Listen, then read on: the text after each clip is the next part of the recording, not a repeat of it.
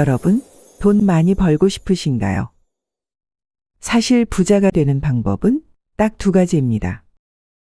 하나는 덜 쓰고 수입을 늘려 떼돈을 버는 것, 또 하나는 인간관계에서 입조심하는 것입니다. 아니, 입조심이 부자랑 무슨 상관이야? 한번 곰곰이 생각해 보세요. 우리 주변에 성공한 사람들은 대부분 말을 아낍니다. 워렌 버핏은 넣으라고 말하는 것이 성공의 비결이다. 라고 했고, 손정희는 말을 아끼면 돈이 모인다. 라는 명언을 남겼습니다. 반면에 자신의 계획이나 성과를 자주 떠벌리는 사람들은 어떤가요? 성공하기도 전에 주변의 시기와 질투를 한 몸에 받아 무너지는 경우가 많습니다.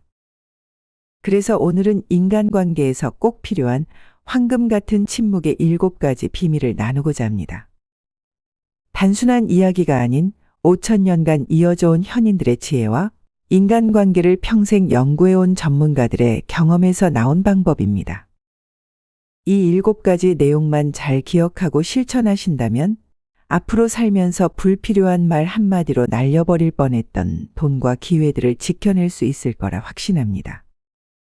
시작하기 전 구독과 좋아요는 무료입니다. 응원의 클릭 한 번씩 부탁드립니다. 준비가 되셨다면 바로 시작하겠습니다. 첫 번째, 정치 이야기는 절대 하지 마세요. 여러분, 요즘 모임에 가면 가장 피하고 싶은 대화가 뭘까요? 바로 정치 이야기입니다. 40년 우정을 자랑하던 고등학교 동창 모임이었습니다. 매달 한 번씩 모여 늘 웃음이 끊이지 않던 자리였죠.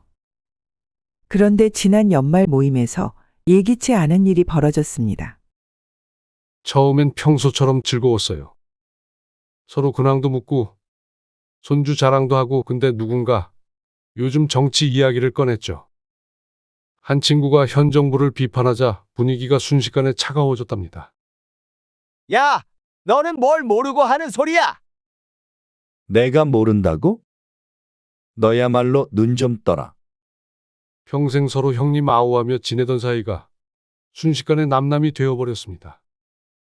결국 자리는 파했고 40년 이어오던 원래 모임도 그날로 끝났다고 합니다. 여러분, 왜 정치 얘기만 나오면 이렇게 되는 걸까요? 정치라는 것 자체가 우리 편과 상대편을 나누는 속성을 가지고 있기 때문입니다. 야구 팬들이 응원하는 팀이 지면 속상하고 이기면 기뻐하는 것처럼 정치도 마찬가지입니다. 특히 요즘은 더 심해졌습니다.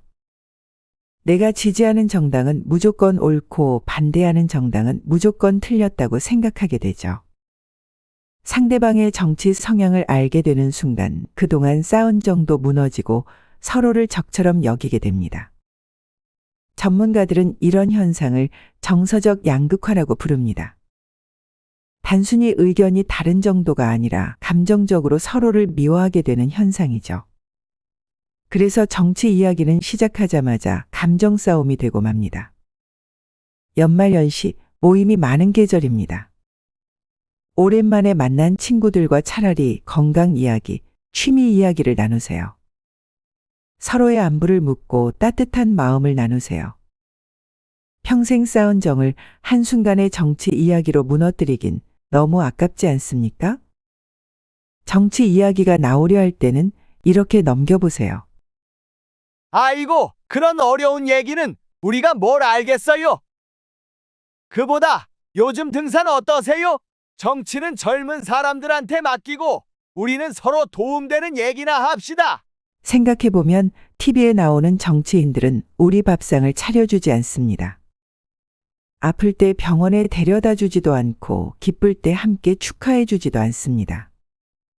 하지만 지금 우리 곁에 있는 이 사람들은 다릅니다. 힘들 때 손 잡아주고 기쁠 때 함께 웃어주고 때로는 귀한 정보도 나눠주는 소중한 인연들입니다. 여러분, 진정한 부자들의 공통점을 아십니까? 그들은 절대 정치 얘기를 꺼내지 않습니다. 정치 얘기로 잃을 것은 많아도 얻을 건 없다는 걸 잘 알기 때문이죠. 돈은 늘 조용한 곳으로 흐르고 기회는 입 조심하는 사람에게 찾아옵니다. 정치 얘기로 시간 낭비할 바에야 서로에게 도움되는 정보를 나누는 게 현명하지 않을까요? 두 번째, 감정대로 내뱉지 마라. 말에도 값이 있다. 옛날 조선시대에 가난한 집신장수가 있었는데 날마다 집신을 만들기만 하고 팔지를 않았다고 합니다. 너무 가난해서 끼니조차 이어가기 힘들었지만 아내가 왜 팔지 않느냐고 물어도 대답하지 않았죠. 하루는 광산 일꾼들에게 집신을 공짜로 나눠주면서 한 가지 부탁을 했습니다. 다 신으시고 나서 꼭 돌려주세요. 그는 말 한마디 더 하지 않고 묵묵히 기다렸습니다. 그렇게 수개월이 지나고 돌려받은 낡은 집신들을 태워보니 금가루가 나왔습니다. 광산 일꾼들의 발에 묻은 금가루가 집신에 스며들었던 거죠. 마침내 그는 거부가 되었습니다. 나중에 사람들이 비결을 물었을 때 그가 한 대답이 참 인상적입니다. 입은 닫고 귀는 열고 때를 기다렸을 뿐입니다. 여러분, 말 한마디에 천냥 빚을 갚는다라는 속담이 있습니다. 말 한마디가 평생의 기회가 되기도 하고 되돌릴 수 없는 실수가 되기도 합니다.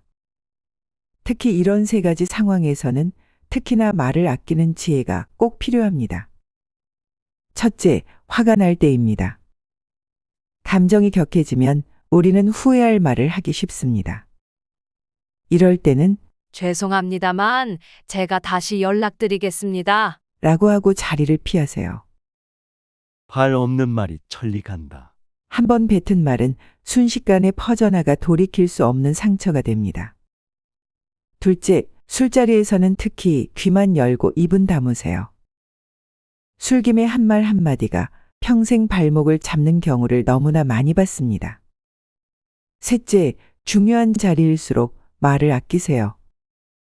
그렇군요. 알겠습니다. 이 두 마디면 충분합니다. 말이 많으면 실수할 확률도 높아지고 자신의 품격도 떨어집니다. 구화지문 회계 이왕 선생님께서는 말은 행실의 문이라고 하셨습니다. 말은 그 사람의 인품을 보여줍니다. 그래서 현명한 사람은 말하기 전에 한 번 더 생각하고 중요한 순간일수록 신중하게 말을 고릅니다.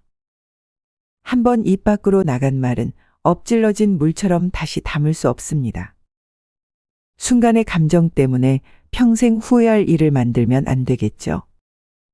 세 번째, 돈도 밝은 사람을 좋아합니다. 부정적인 말은 하지 마세요. 여러분, 우리 주변에 이런 분들 한 분씩 계시죠? 요즘 같은 시기에 누가 장사해? 다들 힘든데 뭘? 경기가 바닥이야, 바닥. 하루 종일 불평불만을 달고 사는 분들 말입니다. 얼마 전 조깅하다가 만난 70대 할머니 이야기가 생각이 나네요. 시장에서 40년간 채소 장사를 하신 분이었는데 다른 상인분들이 불경기를 한탄할 때도 늘 웃으면서 말씀하셨다고 합니다.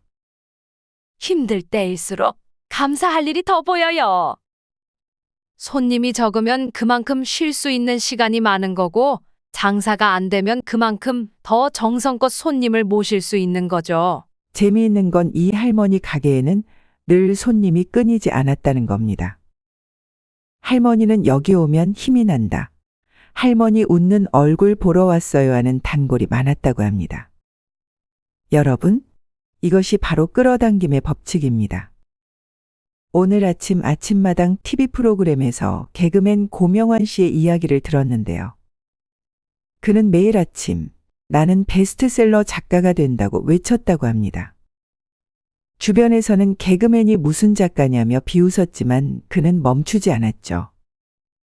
결국 실제로 베스트셀러 작가가 되어 KBS 아침마당에도 출연했습니다. 부정적인 말을 하면 부정적인 현실이 다가오고 긍정적인 말을 하면 좋은 것들이 자석처럼 끌려옵니다. 불조심보다 말조심이 먼저다. 실제로 화제보다 더 무서운 것이 부정적인 말의 전염성입니다. 오늘부터 이렇게 해보시는 건 어떨까요? 아침에 일어나면 오늘도 좋은 날 3번만 외치세요. 불평이 나올 때마다 그래도 감사한 건 찾아보고 하루 한 번은 꼭 누군가에게 칭찬 하나씩 꼭 해보기. 부자들은 이미 알고 있습니다.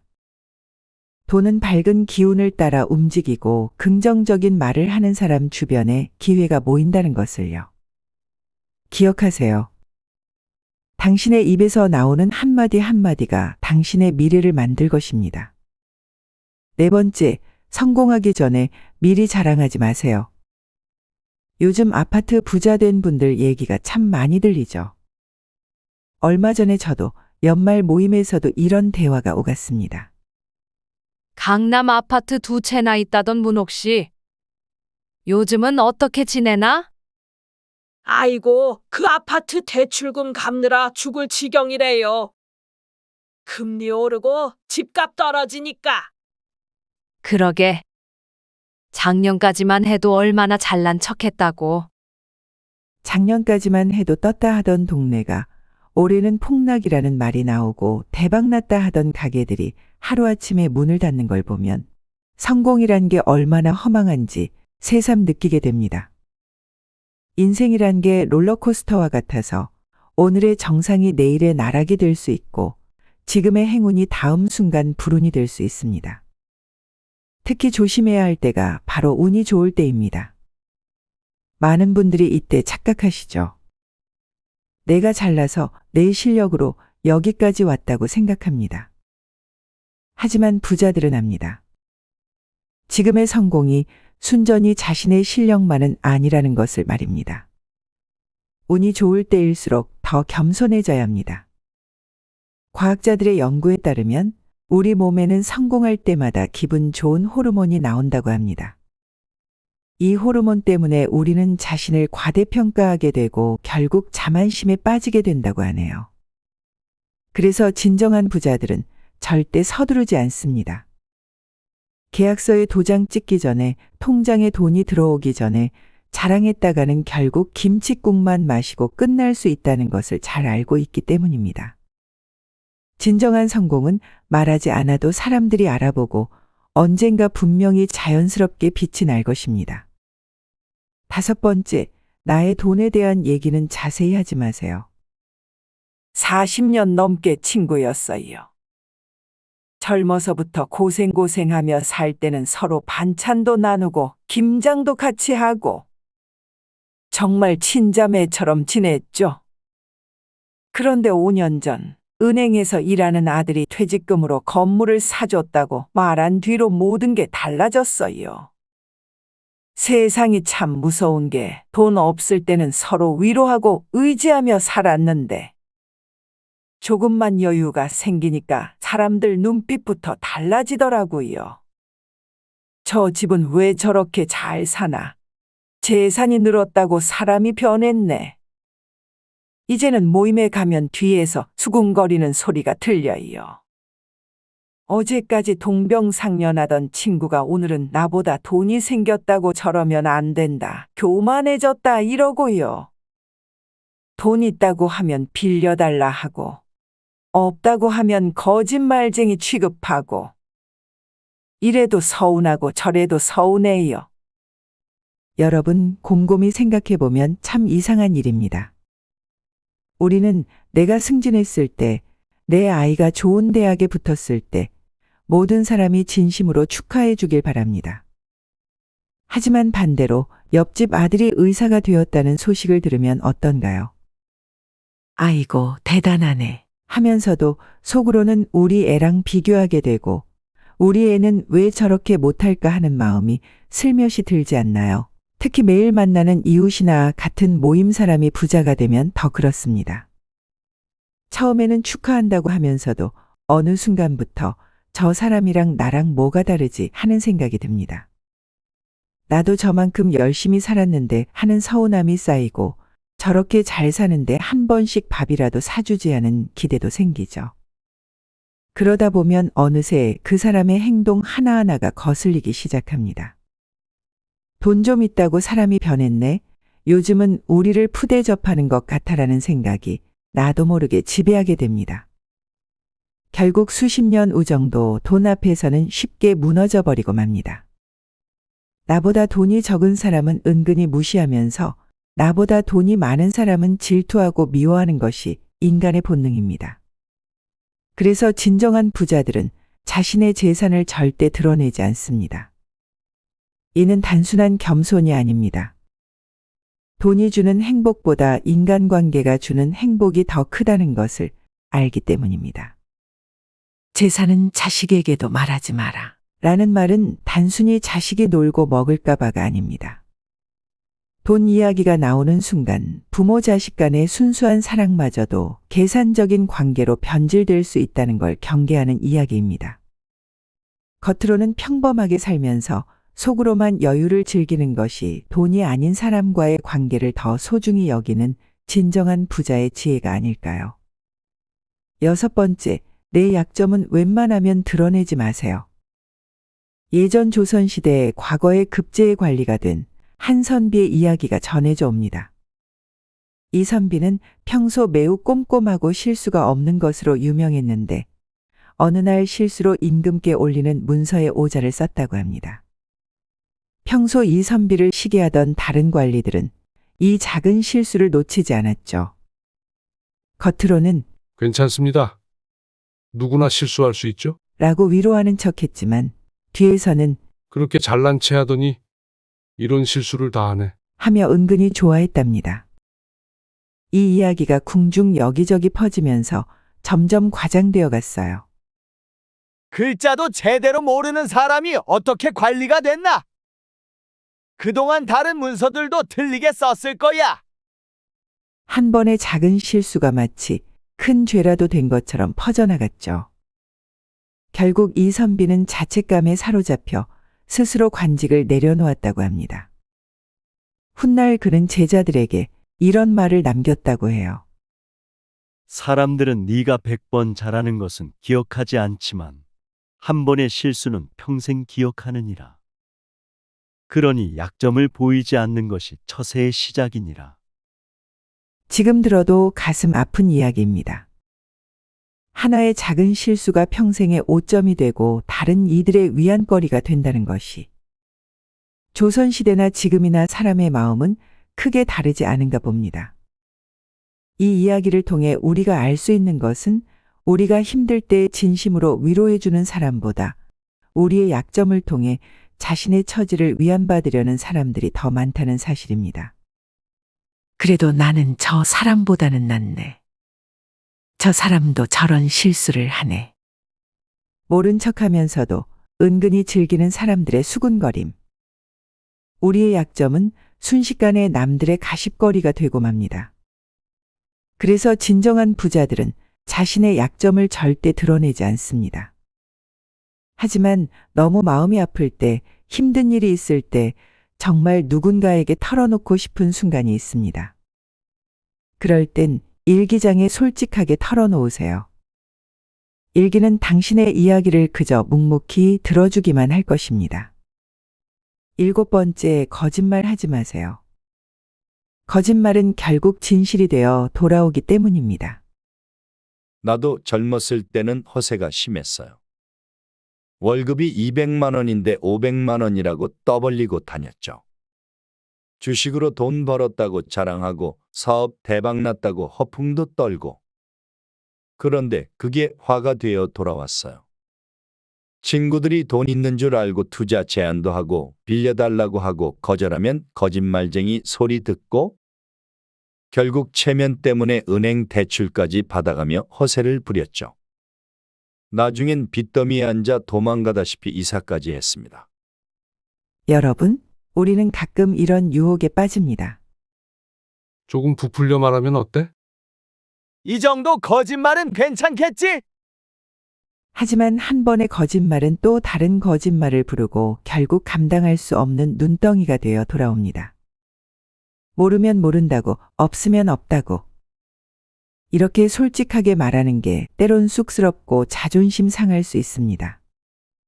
하지만 이것이 오히려 우리를 지켜주는 방패가 됩니다. 죄송하지만 제가 잘 모르는 분야라. 지금은 여유가 없어서 어렵네요. 진실된 마음으로 살아가는 순간 참 이상한 일이 일어납니다. 처음에는 내가 손해보는 것 같고 뒤처지는 것 같아 보여도 시간이 지날수록 복이 하나둘 찾아오기 시작합니다. 정직한 사람의 발걸음에는 봄바람이 분다. 우리가 진실되게 살아갈 때 하늘도 그 진심의 감동에 복을 내려주나 봅니다. 그것이 바로 인생의 오래된 진리가 아닐까요? 여러분, 우리는 늘 무언가를 말하고 표현하고 드러내고 싶어 합니다. 성공했을 때의 기쁨도, 부자가 되었을 때의 설레임도, 때론 힘들 때의 고통도 모두 나누고 싶은 게 사람의 마음이죠. 하지만 진정한 부자들은 알고 있습니다.